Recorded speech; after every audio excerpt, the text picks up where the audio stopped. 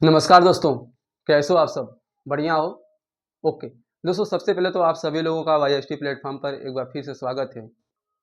दोस्तों, आज हम जिसमें वास्तविक संख्या और काल्पनिक संख्याओं के बारे में अध्ययन करेंगे। जैसा कि आप जानते हैं कि जो हमारी संख्या होती है मूलतः दो प्रकार की होती है, एक वास्तविक संख्या और दूसरी काल्पनिक संख्या। जैसा कि इस चार्ट को पहले भी आपने देखा होगा कि जो हमारी संख्या होती है वो दो तरीके की होती है, एक वास्तविक संख्या और दूसरी काल्पनिक संख्या। अगर इस संसार में काल्पनिक संख्या को छोड़ दिया जाए, दुनिया में जितनी संख्या होती है, जितना भी आप नाम सुने होंगे, जैसा कि आपने नाम सुना होगा प्राकृतिक संख्या, जिसे हम नेचुरल नंबर्स कहते हैं, होल नंबर्स, है ना, इंटीजर्स हो गए, परिमेय, अपरिमेय, पूर्णांक, भिन्न, ये जितनी भी संख्या होती है, ये सारी हमारी संख्याएं क्या होती है, एक वास्तविक संख्या होती है। दोस्तों, देख रहे होंगे कि शुरू में जो संख्या वो दो ही थी, बाद में जो वास्तविक संख्या कई सारे भागों में बट गई। जब हम काल्पनिक संख्या को छोड़ देते हैं तो इधर का जो सारा चीजें आप देख रहे हैं, सारी संख्याओं को देख रहे हैं, सारी क्या हमारी एक वास्तविक संख्या है।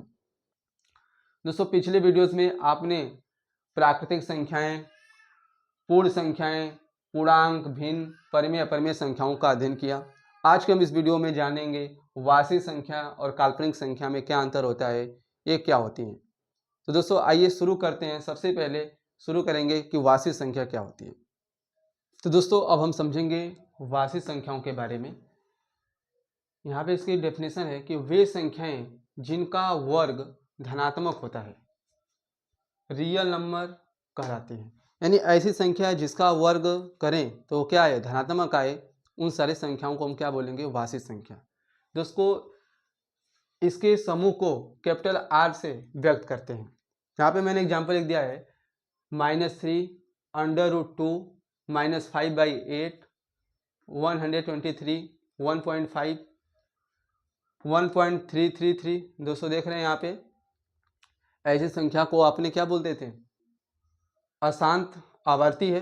दोस्तों, देख रहे हैं यहाँ पे ये दशमलव संख्याएं दो प्रकार की होती है, एक अशांत आवर्ती और दूसरी अशांत अनावर्ती। तो यहाँ पे अशांत है, डॉट डॉट का मतलब क्या है, ऐसे ही चीजें आगे भी जाएंगी और कहाँ तक जाएंगी दोस्तों, इनफाइनाइट तक। ठीक है, तो यह अशांत है, साथ ही क्या है, आवर्ती। आवर्ती का मतलब एक ही दशमलव के बाद एक ही अंक की क्या हो रही है, पुनरावृत्ति हो रही है 3 की। यहाँ पे आप देख रहे होंगे कि ये जो संख्या है अशांत है, पॉइंट से यहाँ पता चला है कि डॉट डॉट डॉट से क्या पता चला है कि ये आगे तक जाएंगी, लेकिन ये क्या है, अनावर्ती है। दोस्तों, देख रहे हैं यहाँ पे दशमलव के बाद 20, 20 के बाद 200, फिर 2000, यानी एक ही अंकों का पुनरावृत्ति नहीं हो रही है। यानी आप क्या देख रहे हैं कि जितनी भी संख्याएं हैं, चाहे वो पूर्णांक हो, चाहे वह अपरिमेय संख्या हो, देख रहे हैं कड़ी में ऐसी कोई संख्या जो किसी संख्या का वर्ग ना हो, ऐसी संख्या को क्या बोल देते हैं, अपरिमेय संख्या। सो पिछले वीडियोस में यदि आप नहीं देखे हैं संख्याओं को, तो दोस्तों जाके पहले देख लें ताकि ये सारी चीज़ें आपको समझ में आए।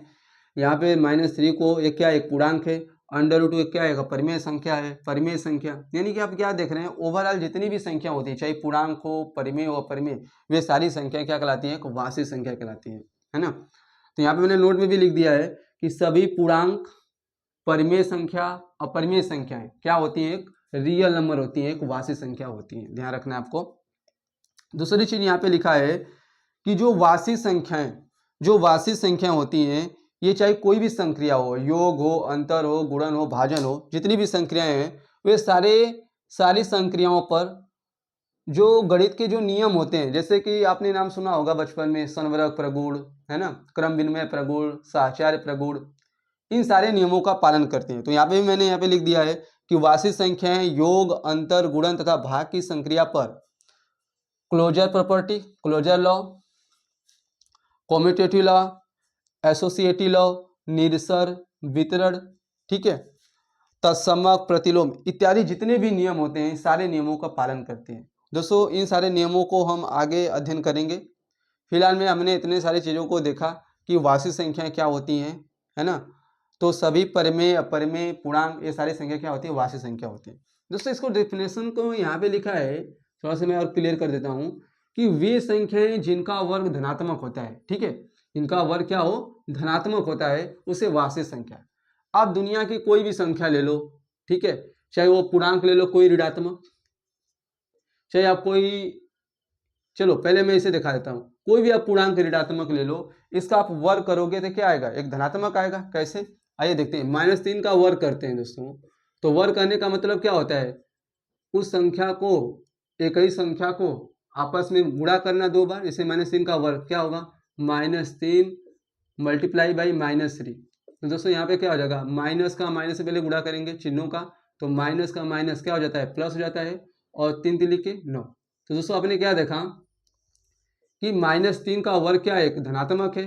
तो दोस्तों यहाँ पे क्या बोलोगे आप, -3 कैसी संख्या है, एक वास्तविक संख्या। क्योंकि इसके डिफिनेशन में साफ साफ मैंने यहाँ पे लिखा है, वे संख्याएं जिनका वर्ग क्या हो, धनात्मक होता है। तो हमने -3 का वर्ग किया तो क्या आया, धनात्मक आया ना, तो इसलिए हमारा -3 क्या हुआ, एक वास्तविक संख्या। आप कोई अपरिमेय संख्या ले लो, चलो मैं इसे बताऊं, और मैं एक अपरिमेय संख्या ले लेता हूँ। जैसा कि आप जानते हैं कड़ी में कोई संख्या क्या कहलाती है, जो किसी संख्या को वर्ग ना हो उसे अपरिमेय संख्या कहते हैं। और अपरिमेय संख्या तो दोस्तों है, लेकिन क्या है, पॉजिटिव है ना, हमें ऋणात्मक संख्या लेके देखना है। तो यानी -√3 या क्या हमारी एक अपरिमेय संख्या है। इस अपरिमेय संख्या का हम वर्ग करके देखते हैं क्या आता है। दोस्तों इसका वर्ग करेंगे तो क्या होगा, -√3 मल्टीप्लाई बाई -√3। दोस्तों इसको पहले चिन्हों का गुणा करो तो क्या होगा, हमारा माइनस का माइनस क्या हो जाएगा, प्लस हो गया। और √3 का गुणा √3 में होता है। दोस्तों आप जानते हैं जब कड़ियों का जब गुणा होता है तो कड़ी क्या होती है, हट जाती है। तो 3 का 3 में गुणा हो जाएगा, तो केवल क्या होगा, कड़ी हटेगी, हमारा आ जाएगा √3। ठीक है, तो आपने क्या देखा कि +3 आ रहा है, यानी परिमेय हो अपरिमेय संख्या हो पूर्णांक, किसी भी संख्या का वर्ग करोगे ना तो हमारा क्या आएगा, धनात्मक। इसलिए हम कहते हैं चाहे सभी पूर्णांक हो, परिमेय हो, अपरिमेय संख्या, ये सारी संख्या क्या होती है, वास्तविक संख्या। क्योंकि इन संख्याओं का जब हम वर्ग करते हैं तो हमारा क्या आता है, एक धनात्मक संख्या आती है। तो दोस्तों आप समझ चुके होंगे कि वास्तविक संख्या क्या होती है। अब हम जानेंगे काल्पनिक संख्या के बारे में। दोस्तों जानेंगे काल्पनिक संख्याएं क्या होती हैं, इनकी क्यों खोज हुई, कौन सबसे पहले ऐसा गणितज्ञ था जिसने काल्पनिक संख्याओं के बारे में बताया। तो दोस्तों आइए समझ लेते हैं काल्पनिक संख्या। फिलहाल में आप इसे नोट कर लीजिए। तो दोस्तों अब हम समझेंगे काल्पनिक संख्या के बारे में। आपने जाना वास्तविक संख्या क्या होती थी, ऐसी संख्या जिसका वर्ग क्या होता था, धनात्मक होता था, ऐसी संख्या को क्या कहेंगे, वास्तविक संख्या। अब हम जानेंगे काल्पनिक संख्या। काल्पनिक संख्या क्या होती है। दोस्तों अगर काल्पनिक संख्या की बात करें तो सबसे पहले हम समझते हैं कि काल्पनिक संख्या की जरूरत क्यों पड़ी। दोस्तों आप समीकरण के बारे में अध्ययन किया होगा पिछली कक्षाओं में, जैसे कि आप जानते हैं कि x + 2 = 5। इस रूप की जो चीज़ें होती हैं हमारी क्या होती है, कि इक्वेशन होती है, समीकरण होती है। और समीकरण के बारे में आप क्या जानते हैं, समीकरण के बारे में दोस्तों जानते हैं कि समीकरण में 2 पक्ष होते हैं। एक हमारा होता है बायां पक्ष और एक होता है दायां पक्ष, लेफ्ट हैंड साइड और राइट हैंड साइड। और समीकरण में सबसे बड़ी चीज एक क्या होता है, एक इक्वेशन का चिन्ह होता है, एक बराबर का एक इक्वल का चिन्ह होता है, और उसमें एक अज्ञात राशि होती है। जैसा कि दोस्तों आप ये देख रहे होंगे कि एक इसमें क्या है, एक अज्ञात राशि है। 2 और 5 को आप जानते हैं, लेकिन यक्स का यहाँ पे कोई पता नहीं है कि यक्स क्या हो सकता है। दोस्तों इसी यक्स का हम पता करते हैं कि यक्स का मान क्या होगा, और जो यक्स का मान होता है वही हमारा समीकरण क्या कहलाता है, हल कहलाता है। किसी समीकरण का हल क्या होता है, उस यक्स के जगह ऐसा कोई चीज रख दें, ऐसा कोई उसकी वैल्यू रख दें कि दोनों पक्ष क्या हो जाए, बराबर हो जाए, दोनों पक्ष संतुष्ट हो जाए। दोस्तों बताओ यक्स के जगह आप यहाँ पे क्या रखोगे कि दोनों पक्ष बराबर हो जाएगा। आपके पास बहुत सारे नंबर हैं, आप बहुत सारे वास्तविक संख्याओं का नाम जानते होंगे, 1 2 3 4 5, कहाँ तक, अनंत तक। अब इसका कोई भी मान रख दो, 1 रख दो, 2 रख दो। अब बताओ यहाँ पे क्या इसमें से रखें कि दोनों पक्ष बराबर हो जाए, बोलो। अगर दोस्तों अगर हम 1 रख के देखें, अगर मैं यहाँ पे 1 रख दूं तो क्या देखोगे दोनों पक्ष बराबर हो रहे हैं, नहीं ना, क्योंकि यहाँ पे 2 और 1 क्या हो जा रहा है, 3 हो जा रहा है।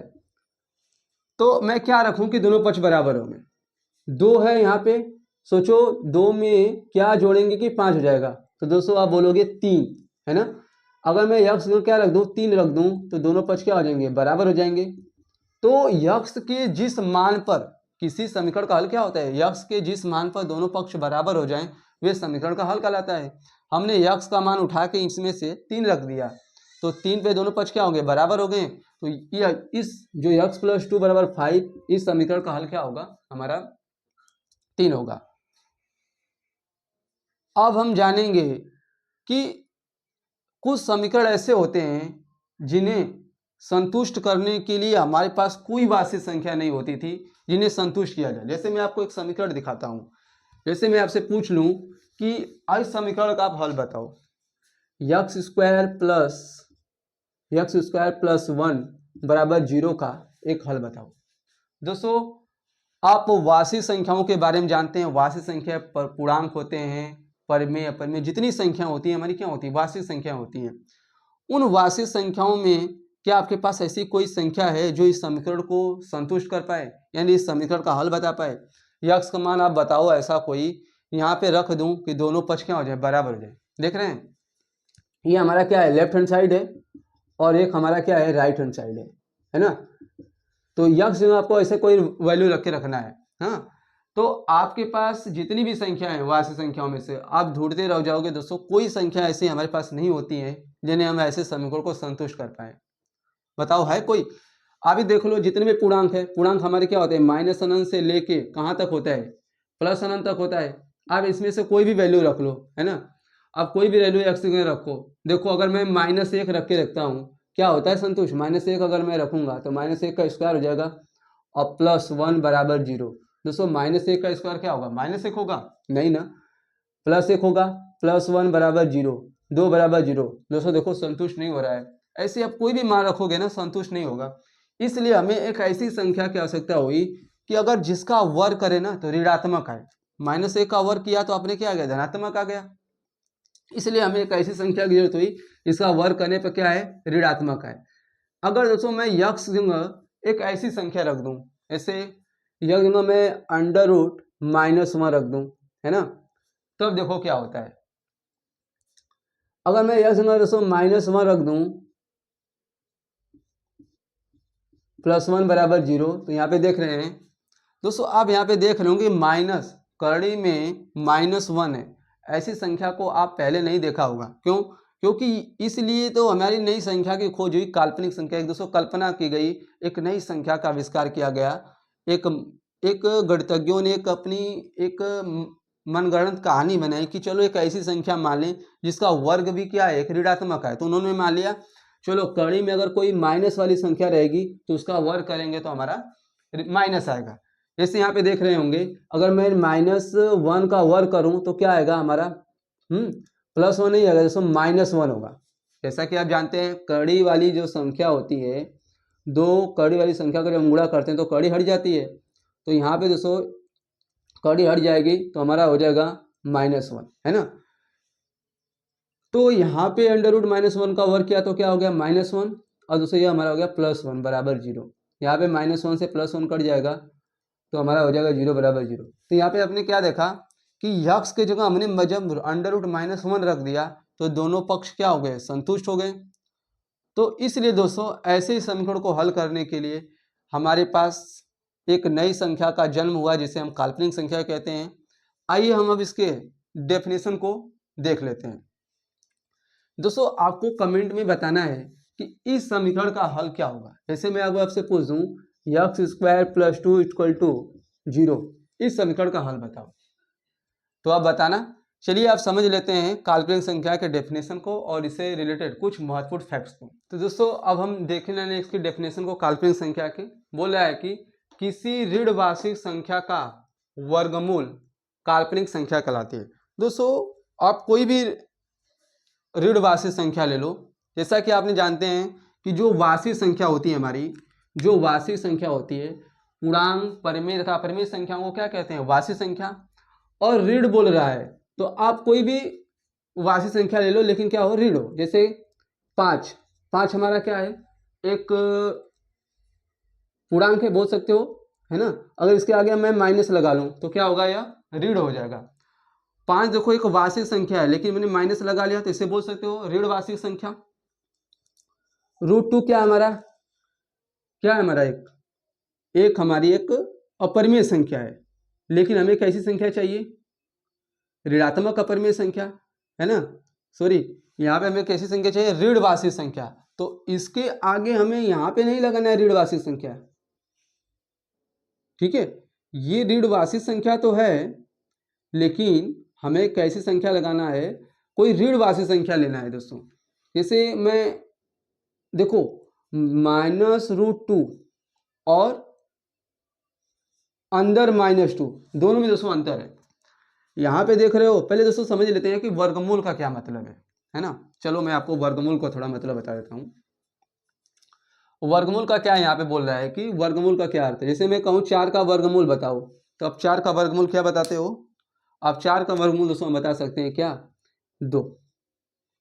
देखो होता क्या है, किसी संख्या का वर्गमूल का मतलब क्या है? किसी संख्या का वर्गमूल वह संख्या होती है जिसका वर्ग करने पर वह संख्या आई होगी। जैसे 4 का वर्गमूल पूछा जा रहा है, तो पूछो 4 ऐसी कौन संख्या है जिसका वर्ग करने पर 4 आया होगा। दोस्तों ऑब्वियस बात है, 2 का वर्ग हम करेंगे तो क्या आएगा? 4 आएगा, है ना। इसलिए अगर मैं आपसे पूछूं 9 का वर्गमूल बताओ, तो 9 ऐसी कौन सी संख्या है जिसका वर्ग करने पाई होगी, तो 9 आया होगा 3 का वर्ग करने पर। तो किसी संख्या का वर्गमूल वह संख्या होती है जिसका वर्ग करने पर वह संख्या आई होगी। तो 3 का वर्ग करने पाई है यह संख्या 9, इसलिए हमारा 3 क्या है? 9 का वर्गमूल है। दोस्तों वर्गमूल का मतलब क्या होता है? कड़ी का जो चिन्ह होता है यह हमारे वर्गमूल को बताता है। अगर आप किसी संख्या को अंदर लेके जाओगे, जैसे मैं 16 को अंदर लिख दूं कड़ी के अंदर, तो ये बता रहा है कि 16 के वर्गमूल को बता रहा है कि हमें 16 का वर्गमूल निकालना है। वर्गमूल निकालने का क्या तरीका होता है? कड़ी के अंदर हम जोड़ा बनाकर, दो का जोड़ा बनाकर बाहर निकालते हैं। जैसे 16 का मैं खंड करूंगा तो आपको मिलेंगे 4 खंड, है ना। तो यहाँ से आप देखो दो का जोड़ा बना के बाहर एक एक निकालोगे, तो यहाँ से एक 2 निकल गया और यहाँ से 2 निकल गया, तो क्या हो जाएगा? इसका गुणा करेंगे तो 4। अब 4 ही क्या होगा? 16 का वर्गमूल होगा। क्यों? क्योंकि 4 का जब आप वर्ग करोगे तो क्या आएगा? 16 आएगा। किसी संख्या का वर्गमूल वह संख्या होती है, हाँ, किसी संख्या का वर्गमूल वह संख्या होती है जिसका वर्ग करने पर वह संख्या ही होगी। 16 4 का वर्ग करने पाई होगी, इसलिए 4 16 का हमारा क्या हो गया? वर्गमूल हो गया। एंड दोस्तों जो वर्ग और वर्गमूल एक दूसरे क्या होते हैं? अपोजिट होते हैं। तो अगर आप कोई ऋणवासी संख्या को कड़ी के अंदर लेके जाओ, ठीक है, कोई भी ऋणवासी संख्या ले लो, जैसे -2 हो गया, -9/4 हो गया, कोई भी आप देख रहे हैं जितनी भी ऋणवासी संख्या है, -1 ऋणवासी संख्या है, -2 एक ऋणवासी संख्या है, सबको मैंने क्या ले गया हूं? कड़ी के अंदर ले गया हूं, यानी इसका क्या निकाल रहा हूं? वर्गमूल निकाल रहा हूं। तो किसी ऋणवासी संख्या का जो वर्गमूल होता है वो हमारी क्या होती है? काल्पनिक संख्या होती है। यानी काल्पनिक संख्या जिसे हम बोलते हैं इमेजिनरी नंबर, किसी ऋणवार्षिक संख्या का वर्गमूल काल्पनिक संख्या कहलाती है। या तो दोस्तों अथवा करके बोल सकते हो कड़ी के अंदर सभी ऋणात्मक संख्या, कड़ी के अंदर सभी ऋणात्मक संख्या। देख रहे हैं यहाँ पे कड़ी के अंदर जितनी भी संख्या है वे क्या है? ऋणात्मक है, उनके आगे माइनस लगा है। तो इस प्रकार की संख्या अगर आपको मिल जाए देखने को, तो आप किसे क्या बोलोगे? काल्पनिक संख्या। ठीक है। अब दोस्तों अब हम इसके रिलेटेड कुछ फैक्ट्स को देखेंगे। काल्पनिक संख्या की खोज किसने करी सबसे पहले, और इसे छोटे छोटे कुछ पॉइंट्स को देखेंगे। आप इसके डेफिनेशन को तब तक लिख लीजिए। अब आइए दोस्तों, अब हम समझ लेते हैं काल्पनिक संख्याओं से संबंधित कुछ महत्वपूर्ण फैक्ट्स। फैक्ट्स नंबर 1 हमने यहाँ पे लिखा है। सबसे जो पहला फैक्ट्स है, सबसे पहले स्विस गणितज्ञ, दोस्तों कहाँ का गणितज्ञ थे? स्विस गणितज्ञ आइलर ने सन 1748 में वार्षिक संख्या -1 को वर्गमूल -1 के वर्गमूल को प्रदर्शित करने के लिए प्रतीक आयोटा का प्रयोग किया। दोस्तों में आयोटा का मतलब क्या है समझो। यहाँ पे आयोटा का ग्रीक भाषा में आयोटा को हम इस आई जैसा एक अक्षर होता है, इस प्रकार से दोस्तों, इससे इन्होंने प्रदर्शित करने को सबसे पहले माना।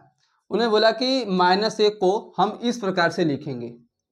अगर -1 के वर्गमूल को अगर उनको लिखना हो तो -1 क्या है? -1 का वर्गमूल एक काल्पनिक संख्या है। इसको लिखने के लिए उन्होंने एक इकाई बनाई जिसे उन्होंने इसको आयोटा नाम दिया, है ना। -1 को आई के रूप में लिखा और इससे उन्होंने बोला यह क्या है? एक हमारी काल्पनिक इकाई है। और दोस्तों जब हम इसका वर्ग करते हैं, तो हमारा यह आ जाता है माइनस, जब इसके दोनों पक्षों का वर्ग करेंगे तो हमारा क्या हो जाएगा? यहाँ पे कड़ी हट जाती है, हमारा आ जाता है -1 बराबर आई का स्क्वायर। तो दोस्तों यहाँ पे भी याद रखना है आपको कि जो अगर आई स्क्वायर का मान क्या होता है, जो आयोटा का स्क्वायर अगर आयोटा का वर्ग करोगे तो उसका मान होता है -1। ठीक है, तो सबसे पहले -1 के वर्गमूल को, यही दोस्तों हमारी सबसे क्या होती है, सबसे छोटी काल्पनिक संख्या होती है, जो √-1 होती है सबसे छोटी काल्पनिक संख्या होती है। हाँ, इन्होंने बताया सबसे पहले। अब मैं आपको दूसरा फैक्ट बता दूं कि प्रत्येक काल्पनिक संख्या काल्पनिक इकाई आई तथा इसे हम आयोटा कहेंगे आई। ठीक है, काल्पनिक इकाई आयोटा तथा एक वास्तविक संख्या के गुणनफल के रूप में लिख सकते हैं। यानी जितनी भी काल्पनिक संख्या है दोस्तों, आपने काल्पनिक संख्या का एग्जाम्पल जानते हैं। काल्पनिक संख्या कैसे होती है देखने में, अंडर रूट। ठीक है, अंडर रूट के अंदर क्या होती है, माइनस ऋणात्मक वास्तविक संख्या होती है, जैसे √-2 हो गया। ठीक है, ये हमारी क्या है, काल्पनिक संख्या है। अब कड़ी के अंदर -3 लिख दो, ये भी हमारी क्या होगी, वास्तविक संख्या होगी, है ना। अब कड़ी के अंदर -4 लिख दो। ठीक है, तो ये सारी चीजें क्या है, कड़ी के अंदर अगर कोई माइनस वाली संख्या है तो हमारी काल्पनिक संख्या होती है। तो बोला कि प्रत्येक हम काल्पनिक संख्या को आयोटा और एक वास्तविक संख्या के गुणनफल के रूप में लिख सकते हैं।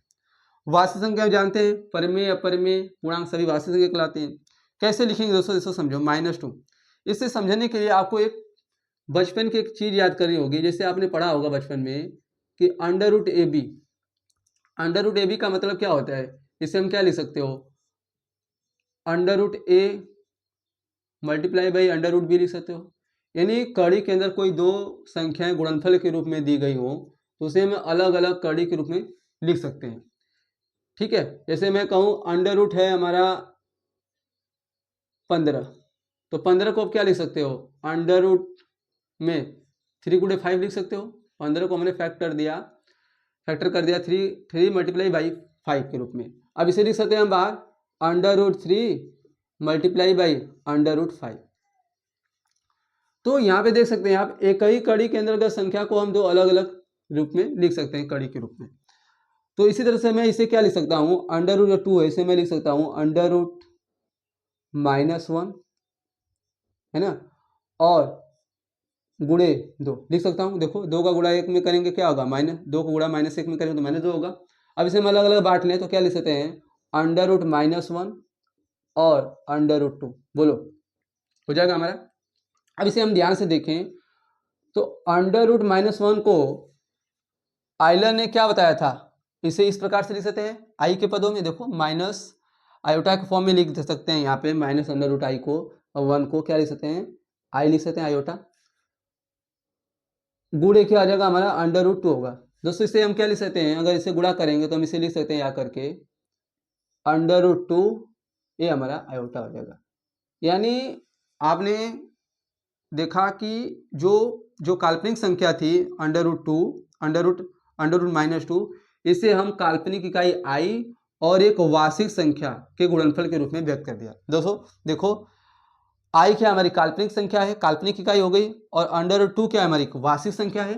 कौन सी संख्या है हमारी, एक अपरिमेय संख्या। √2 क्या है, एक अपरिमेय संख्या है, और जो अपरिमेय संख्या होती है वो क्या होती है, एक वास्तविक संख्या होती है। तो प्रत्येक काल्पनिक संख्या को हम इस रूप में लिख सकते हैं, एक वास्तविक संख्या और काल्पनिक इकाई। इसको आप कैसे लिखोगे बताओ, √3 को कैसे लिखोगे, इसे मैं हटाऊं तो इसे आप लिख सकते हो कैसे, देखो √3 को मैं क्या लिख सकता हूं, कुछ इस प्रकार से लिख सकता हूं, -1 × 3। अब इसे हम अलग अलग कड़ी के रूप में क्या लिख सकते हैं, √-1 × √3। दोस्तों बोलो, √-1 को आप क्या लिख सकते हो, काल्पनिक इकाई आई के रूप में लिख सकते हो, आयोटा के फॉर्म में। हमने आयोटा लिख दिया और इसको हमने रह दिया ज्यों का त्यों। तो ऐसा होगा हमारा क्या होगा, इसका गुणा करेंगे हो जाएगा √3 और आयोटा। तो यहाँ पे हमने क्या देखा, एक वास्तविक संख्या और एक आई क्या, एक काल्पनिक इकाई है, हमने उसके गुणनफल के रूप में, दोस्तों यहाँ पे क्या है, गुणा का चिन्ह है, हमने गुणनफल के रूप में लिख दिया दो संख्याओं को, काल्पनिक इकाई और वास्तविक संख्या। तो ये बोल रहा है कि प्रत्येक काल्पनिक संख्या को हम काल्पनिक इकाई आई तथा एक वास्तविक संख्या के गुणनफल के रूप में लिख सकते हैं। उसी प्रकार से दोस्तों आप लिखना, -5 का लिख के दिखाना मुझे, √-4 का लिख के दिखाना कि इसको आप कैसे वास्तविक संख्या और काल्पनिक इकाई के रूप में लिख सकते हो। और तीसरी चीज जो बच जाती है सबसे लास्ट में कि प्रत्येक काल्पनिक संख्या, दोस्तों दुनिया की जितनी काल्पनिक संख्याएं हैं उनका जो वर्ग करेंगे तो क्या आता है, एक ऋणात्मक होता है। ठीक है, अब कोई भी काल्पनिक संख्या ले लो, जैसे -1 ले लो, है ना, इसका वर्ग करोगे तो क्या होगा, -1 होगा। ठीक है, अब √-2 ले लो, जब इसका वर्ग करोगे दोस्तों तो क्या होगा, -2 होगा। यानी दुनिया की जितनी भी काल्पनिक संख्या होती हैं उनका वर्ग करने पर क्या आता है, हमारा एक ऋणात्मक ही आता है। अंडर ले लो -16, इसका वर्ग करो तो क्या होगा, -16 होगा। ठीक है दोस्तों, मैं ज़्यादातर एक चीज़ आपको बता दूं, आपको ध्यान रखना है कि अगर -√2 है, ठीक है, -√3 है, इन सारी चीज़ों में, और कड़ी के अंदर जो माइनस है 2 और -3, इनमें दोस्तों ध्यान रखना डिफरेंस है ना।